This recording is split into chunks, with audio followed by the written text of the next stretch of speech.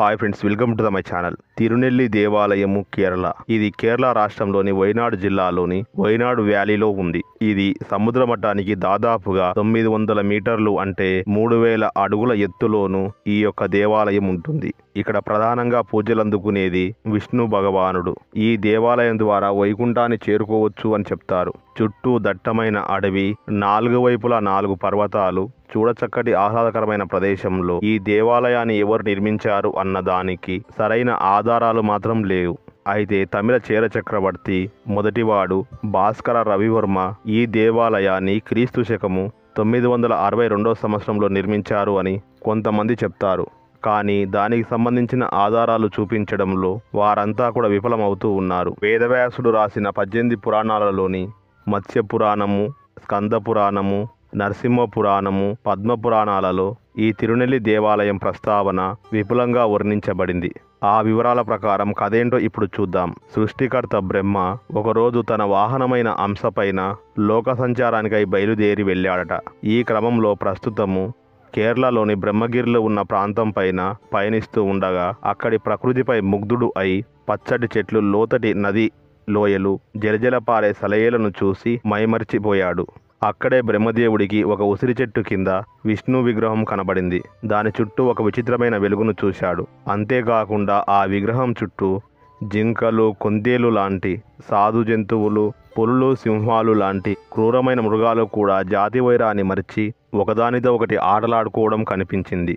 చుట్టుపక్కల ఉన్న జలపాతాలు, సెలయేల నుంచి ఒక రకమైన సుగంధమైన పరిమళాలు వీచాయి. ఇక దేవగణాలు అందరూ కూడా అక్కడే ఉన్నట్లుగా తోచింది. ఇక బ్రహ్మకు ఇహలోకంలో ఉన్న వైకుంఠమే భూలోకంలో ఉన్నట్లుగా అనిపించింది. దేవతలను, యక్షులను తనకు తోడుగా తీసుకువచ్చి అప్పటికప్పుడు అక్కడ ఒక దేవాలయాన్ని నిర్మింపజేశాడు. తర్వాత ఉసిరి చెట్టు కాండంలో కనిపించిన విష్ణువు యొక్క విగ్రహాన్ని అక్కడ ప్రతిష్ఠించాడు.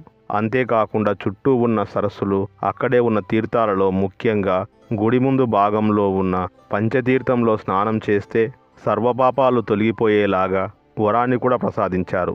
అందుకే ఈ దేవాలయాన్ని భూలోక వైకుంఠంగా కూడా పిలుస్తారు. అంతేకాకుండా ప్రతిరోజు కూడా బ్రహ్మి ముహూర్తంలో అంటే తెల్లవారుజామున 3:30 నుంచి 5 గంటల మధ్యలో సాక్షాత్తు ఆ బ్రహ్మదేవుడే ఇక్కడ ఉన్న కొలంలో స్నానం చేసి స్వయంగా గర్భగుడిలోని విష్ణు విగ్రహానికి పూజలు చేస్తారు అని చెప్తారు అక్కడి గుడిలోని పూజారులు. అందుకే ప్రతిరోజు కూడా గుడి మూసే ముందు కొన్ని పూలను ఇక్కడ ఉంచి వెళ్తారు ఇక్కడ ఉన్న పూజారులు. ఉదయం గుడి తలుపులు తెరిచే సమయానికి ఆ పూలన్నీ కూడా విగ్రహం పైన ఉంటాయి అని చెప్తారు. బ్రహ్మ స్వయంగా రోజు వచ్చి విష్ణువుని పూజించిన తర్వాత అంతకుముందు దేవాలయానికి వచ్చిన వారి గురించి ఆలోచిస్తాడు అని, ఒకవేళ వారి తలరాత రాసే సమయంలో ఏమైనా పొరపాట్లు జరిగి ఉంటే వెంటనే వాటిని సరిదిద్దుతాడు అని భక్తుల విశ్వాసము. తమిళంలో అలాగే మలయాళంలో నెల్లి అంటే ఉసిరి, ఉసిరికాండంలో స్వామివారు దర్శనం ఇచ్చారు కాబట్టి ఈ దేవాలయానికి తిరునెల్లి అన్న పేరు వచ్చింది అని స్కంద పురాణంలో చెప్పబడి ఉంది. అలాగే ఈ దేవాలయంలో మరొక ప్రత్యేకత కూడా ఉంది. చనిపోయిన వారి ఆత్మ శాంతించకపోతే తరచుగా ఆ ఇంట్లో గొడవలు జరగడము, ఆర్థిక నష్టం రావడము, కుటుంబ సభ్యులు అనారోగ్యానికి గురి కావడం కూడా జరుగుతుంటుంది.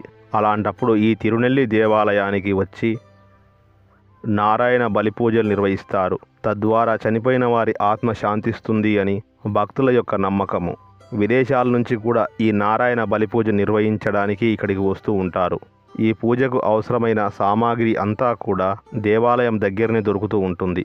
అడవి మధ్య భాగంలో ఈ దేవాలయం ఉన్నందువలన ఇక్కడికి చేరుకోవడానికి గవర్నమెంట్ సర్వీసులు అనేవి చాలా తక్కువగానే ఉంటాయి.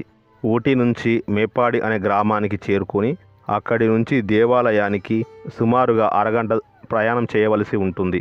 పెరంబూర్, త్రిశూర్, కోచిక్కోర్ నుంచి ఇక్కడికి బస్సు సర్వీసులు కూడా అందుబాటులో ఉన్నాయి.